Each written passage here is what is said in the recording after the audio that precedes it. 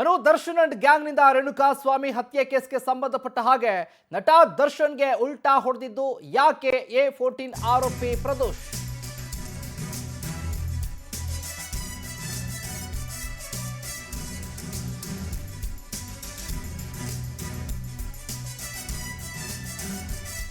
ದರ್ಶನ್ ಮತ್ತು ಪ್ರದೋಷ್ ನಡುವೆ ನಡೆದಿದ್ದ ಶೀತಲ ಸಮರ. ಗೆಳೆಯನ ಬಚಾವ್ ಮಾಡಲು ಪ್ಲಾನ್ ಮಾಡಿದ್ದವನಿಂದಲೇ ಈಗ ಕುಣಿಕೆ. 10 ದಿನಗಳ ಮೊದಲೇ ಬ್ಯಾರೆಕ್ ಬದಲಿಸಲು ಪ್ರದೋಷ್ ಅರ್ಜಿಯನ್ನ ಹಾಕಿದ್ದು ಯಾಕೆ? ಬಸವರಾಜ್ ಮುತ್ತಗಿ ಹಾದಿ ಹಿಡಿದ್ನ ಕೊಲೆ ಕೇಸ್ ಆರೋಪಿ ಪ್ರದೋಷ್. ವಿನಯ್ ಕುಲಕರ್ಣಿ ಕೇಸ್ನಲ್ಲಿ ಮಾಫಿ ಸಾಕ್ಷಿಯಾಗಿದ್ದ ಬಸವರಾಜ್ ಮಾಡಿದ್ದ ಕೊಲೆಗೆ ಈ ಬಗ್ಗೆ ಇಂಚಿಂಚು ಮಾಹಿತಿಯನ್ನ ಬಿಚ್ಚಿಟ್ಟಿದ್ದ ಮುತ್ತಗಿ. ಹೀಗಾಗಿ ಕೋರ್ಟ್ ಕೂಡ ಶಿಕ್ಷೆಯಿಂದ ವಿನಾಯಿತಿನ ನೀಡಿತ್ತು. ಇದೀಗ ಇದೇ ಹಾದಿಯನ್ನ ಫಾಲೋ ಮಾಡಿದ್ದಾನ ಪ್ರದೋಷ್ ರಾವ್ ಅನ್ನುವಂತ ಪ್ರಶ್ನೆ. ಈಗ ದರ್ಶನ್ ಅಂಡ್ ಗ್ಯಾಂಗ್ನಿಂದ ರೇಣುಕಾ ಸ್ವಾಮಿ ಹತ್ಯೆ ಕೇಸ್ಗೆ ಸಂಬಂಧಪಟ್ಟ ಹಾಗೆ ದರ್ಶನ್ ಜೊತೆಗೆ ಕೂಡ ಇತ್ಕೊಂಡು ಈಗ ಉಲ್ಟಾ ಹೊಡೆದ ಪ್ರದೋಷ್ ಅನ್ನುವಂತ ಪ್ರಶ್ನೆ ಶುರುವಾಗಿದೆ. ಗೆಳೆಯನ ಬಚಾವ್ ಮಾಡಲು ಪ್ಲಾನ್ ಮಾಡಿದ್ದವನಿಂದಲೇ ಈಗ ಕುಣಿಕೆ. ಏನು ದರ್ಶನ್ ನಾನು ಗುಂಡನ್ನ ಹಾರಿಸ್ಕೊಂಡು ಸತ್ತೋಗ್ಬಿಡ್ತೀನಿ, ಆತ್ಮಹತ್ಯೆ ಮಾಡ್ಕೊಂಡ್ಬಿಡ್ತೀನಿ ಅಂತ ಹೆದರಿಸಿದ್ರು. ಹಾಗಾಗಿ ನಾವು ಒಲ್ಲದ ಮನಸ್ಸಿನಿಂದ ಇಂತಹ ನಿರ್ಧಾರವನ್ನು ತೆಗೆದುಕೊಳ್ಳೋದಕ್ಕೆ ಸಾಧ್ಯ ಆಯಿತು ಅಂತ 11 ಪುಟಗಳನ್ನು ಬರೆದಿದ್ನಲ್ಲ ಇದೇ ಪ್ರದೋಷ್ ಕೋರ್ಟ್ಗೆ ಸಲ್ಲಿಸಿದ್ದ ಅರ್ಜಿಯಲ್ಲಿ. ಆ ವಿಚಾರಗಳೆಲ್ಲವನ್ನ ಕೂಡ ನೋಡ್ತಾ ಹೋದರೆ ತನ್ನ ಗೆಳೆಯನಿಗೆ ಸಪೋರ್ಟ್ ಆಗಿ ನಿಂತ್ಕೊಂಡಿದ್ದಂಥವರೇ ಈಗ ಅದೇ ಗೆಳೆಯನ ಕುಣಿಕೆಗೆ ಹಗ್ಗ ಆಗ್ತಾ ಇದ್ದಾರೆ ಅನ್ನುವಂಥ ಪ್ರಶ್ನೆ. ಈಗ ಕೊಲೆಯಾದಾಗ ಸಾಕ್ಷ್ಯ ನಾಶ, ಆರೋಪಿಗಳ ಶರಣಾಗತಿ ಪ್ಲಾನ್ ಕೇಸ್ನಿಂದ ಈಸಿಯಾಗಿ ಖುಲಾಸೆ ಆಗಬಹುದು ಅಂತ ಅಂದ್ಕೊಂಡಿದ್ರು. ಆದರೆ ಅದು ಆಗಲಿಲ್ಲ. ಮಧ್ಯಂತರ ಜಾಮೀನು ಸಿಕ್ಕಾಗ ಸಿಕ್ಕಾಪಟ್ಟೆ ಖುಷಿಯಾಗಿತ್ತು ಗ್ಯಾಂಗ್. ದರ್ಶನ್ ಎಡವಟ್ಟಿನಿಂದ ಮತ್ತೆ ಜೈಲು ಪಾಲಾದ್ರು 7 ಜನ. ಬೇಲ್ಗೆ ಅರ್ಜಿ ಹಾಕಿ ಮತ್ತೆ ಎಡವಟ್ಟನ್ನು ಮಾಡಿಕೊಂಡ ನಟ ದರ್ಶನ್. ಯಾವಾಗ ದರ್ಶನ್ ಬೇಲ್ ರಿಜೆಕ್ಟ್ ಆಯಿತೋ ಮತ್ತೆ ಗ್ಯಾಂಗ್ಗೆ ಸಂಕಷ್ಟ ಶುರುವಾಯಿತು. ಉಳಿದವರು ಕೂಡ ಬೇಲ್ಗೆ ಅರ್ಜಿ ಹಾಕೋದಕ್ಕೆ ಸಾಧ್ಯವಾಗಲೇ ಇಲ್ಲ. 1 ವರ್ಷದೊಳಗೆ ಕೇಸ್ ಮುಗಿಸುವಂತೆ ಸುಪ್ರೀಂ ಕೋರ್ಟ್ ಸೂಚನೆ ಕೊಡ್ತು. 1 ವರ್ಷದೊಳಗೆ ಹೊರ ಬರಬಹುದು ಅಂದ್ಕೊಂಡಿದ್ರು ಆರೋಪಿಗಳು. ಆದರೆ ಸಂಕಷ್ಟ ಶುರುವಾಗಿದ್ದೆ ಅಲ್ಲಿ.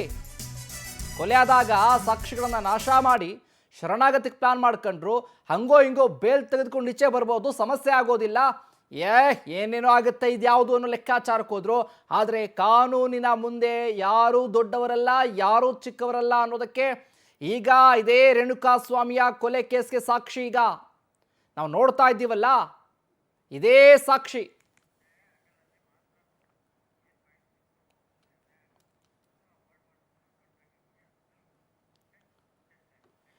ಇದೇ ವಿಚಾರಕ್ಕೆ ಸಂಬಂಧಪಟ್ಟ ಹಾಗೆ ಹೆಚ್ಚಿನ ಅಪ್ಡೇಟ್ಸ್ ಅನ್ನ ಕೊಡ್ತಾರೆ ನಮ್ಮ ಪ್ರತಿನಿಧಿ ವೆಂಕಟೇಶ್ ಲೈವ್ ನಲ್ಲಿ ಜಾಯ್ನ್ ಆಗ್ತಾ ಇದ್ದಾರೆ.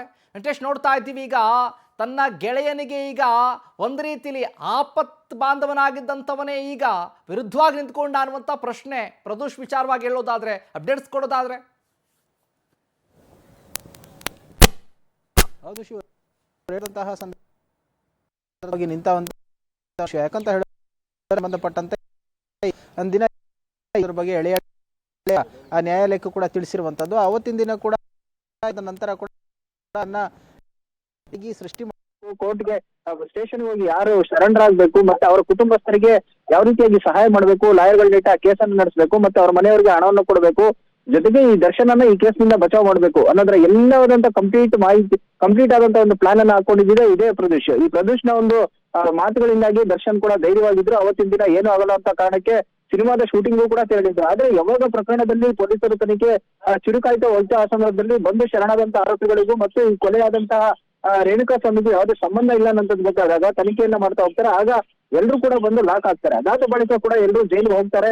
ಆ ಜೈಲಲ್ಲಿ ಇದ್ದಂತ ಸಂದರ್ಭದಲ್ಲಿ ಕೂಡ ಮಧ್ಯಂತರ ಬೇಲ್ಗೆ ಆಗ್ತಾರೆ. ಆಗ ಆ ಬೇಲ್ ರಿಜೆಕ್ಟ್ ಆಗುತ್ತೆ. ಆದ್ರೆ ಏನೊಂದು ಮೆಡಿಕಲ್ ಬೇಲ್ ನ ಮೇಲೆ ಅವರಿಗೆ ಜಾಮೀನು ಸಿಗುತ್ತೆ, ಹೊರಗಡೆ ಬರ್ತಾರೆ. ಆದ್ರೆ ಕೋರ್ಟ್ ಕೊಟ್ಟಂತ ಷರತ್ತುಗಳನ್ನ ದರ್ಶನ್ ಮೀರಿ ಆತ ಆಪರೇಷನ್ ಅನ್ನು ಕೂಡ ಮಾಡಿಸ್ಕೊಳ್ದೆ ಸಿನಿಮಾದ ಶೂಟಿಂಗ್ ನಲ್ಲಿ ಇರ್ತಾರೆ, ಬದುಕನ್ನ ಎಂಜಾಯ್ ಮಾಡ್ತಾರೆ. ಆಗ ಈ ಸುಪ್ರೀಂ ಕೋರ್ಟ್ಗೆ ಮೇಲ್ಮನವಿ ಸಲ್ಲಿಸಿದಂತ ಸಂದರ್ಭದಲ್ಲಿ ಬೇಲ್ ಕೂಡ ರಿಜೆಕ್ಟ್ ಆಗುತ್ತೆ. ಆಗ ಜೈಲಿಗೆ ಹೋಗ್ತಾರೆ. ಆಗ ಬೇಲ್ ಸಿಕ್ಕಂತ ಸಂದರ್ಭದಲ್ಲಿ ಪ್ರದೋಷ್ ಕೂಡ ಈ ಕೇಸ್ನಿಂದ ಎಲ್ಲ ಖುಲಾಸೆ ಆಗ್ಬೋದು ಅನ್ನೋಂತ ಧೈರ್ಯದಲ್ಲೇ ಇರ್ತಾರೆ.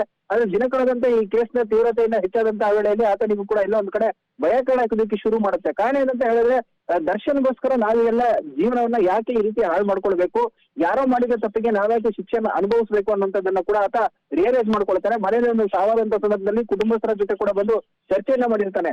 ಈ ಒಂದು ಸಂದರ್ಭದಲ್ಲಿ ಯಾವ ಒಂದು ನಿರ್ಧಾರವನ್ನ ತೆಗೆದುಕೊಳ್ಬಹುದು ಏನಂತ ಹೇಳಿ ಅವರ ಮನೆಯವರು ಕೂಡ ಈತನ ಜೊತೆ ಮಾತಾಡುವಂತ ಸಂದರ್ಭದಲ್ಲಿ ಮಾಡದೇ ಇರುವಂತಹ ಕೊಲೆಗೆ ನೀನ್ ಯಾಕೆ ಶಿಕ್ಷೆನ ಅನುಭವಿಸ್ತಾ ಇದೀಯಾ, ನಡೆದಿರುವಂತಹ ವಿಚಾರಗಳನ್ನ ಪೊಲೀಸರ ಮುಂದೆ ಅಥವಾ ಪ್ರಾಸಿಕ್ಯೂಷನ್ ಮುಂದೆ ಹೇಳ್ಬಹುದಲ್ಲ ಅಂತ ಹೇಳಿದಂತ ಸಂದರ್ಭದಲ್ಲಿ ಸೊ ಅದಕ್ಕೆ ಸಮಯವನ್ನು ಕೂಡ ಕಾಯ್ತಾನೆ. ಅದಾಗೆ ಒಳಗಡೆ ಹೋದಂತಹ ವೇಳೆಯಲ್ಲಿ ಕೂಡ ದರ್ಶನ್ ಮತ್ತು ಪ್ರದೀಶ್ ನಡುವೆ ಅಷ್ಟಕ್ಕಷ್ಟೇ ಇರುತ್ತೆ.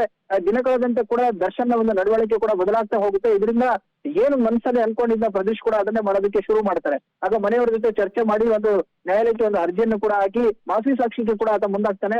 ಈ ವಿನಯ್ ಕುಲಕರ್ಣಿ ಕೇಸ್ ನಲ್ಲಿ ಕೂಡ ಇದೇ ರೀತಿಯಾದಂತಹ ಒಂದು ಪ್ರಕರಣ ಆಗಿರುತ್ತೆ. ಅಂದ್ರೆ ಆ ಮಾಫಿ ಸಾಕ್ಷಿಯಲ್ಲಿ ಬಸವರಾಜ್ ಮುತ್ತಗಿ ಬಂದು ನ್ಯಾಯಾಲಯಕ್ಕೆ ಏನೊಂದು ಸಾಕ್ಷಿ ಹೇಳಿದ ನಂತರ ಕೂಡ ಆತನಿಗೆ ಶಿಕ್ಷೆಯಲ್ಲಿ ವಿನಾಯಿತಿಯನ್ನು ಸಿಕ್ಕಿ ಹೊರಗಡೆ ಕಳಿಸ್ತಾರೆ. ಅದೇ ರೀತಿ ನಾನು ಯಾಕೆ ಮಾಡಬಾರ್ದು ಅಂತ ಹೇಳಿ ಒಂದು ಪ್ಲಾನ್ ಅನ್ನ ಕೂಡ ಮಾಡ್ಕೊಂಡು ಸೊ ಈಗ ಮಾಫಿ ಸಾಕ್ಷಿಗೆ ಕೂಡ ಬಂದಿರುವಂತದ್ದು. ಅವತ್ತಿನ ದಿನ ದರ್ಶನ್ ಬೆಂಬಲಕ್ಕೆ ನಿಂತಿದ್ದಂತಹ ವ್ಯಕ್ತಿಯೇ ಇವತ್ತು ಆ ದರ್ಶನ್ ಒಂದು ಈ ಕೇಸ್ ನಲ್ಲಿ ಕ್ರಿಮಿನಲ್ ಅಂದ್ರೆ ಆರೋಪಿಯಿಂದ ಅಪರಾಧಿ ಮಾಡೋದಕ್ಕೆ ಏನ್ ಸಾಕ್ಷಿಗಳು ಬೇಕೋ ಅದನ್ನ ಒದಗಿಸೋದಕ್ಕೂ ಕೂಡ ಆಯ್ತಾ ಮುಂದಾಗಿರುವಂತಹ ಶಿವು. ಹಾಗೆ ಹೋಲ್ನಲ್ಲಿ ಮತ್ತೆ ನಿಮ್ಮನ್ನ ಮಾತನಾಡಿಸ್ತೀನಿ.